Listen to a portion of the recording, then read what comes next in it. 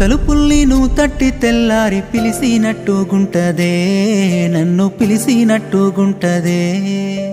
నా కంటికేమైందో నువ్వు కానా రాకుంటే పడదోసినట్టుంటదే, నన్ను పడదోసినట్టుంటదే.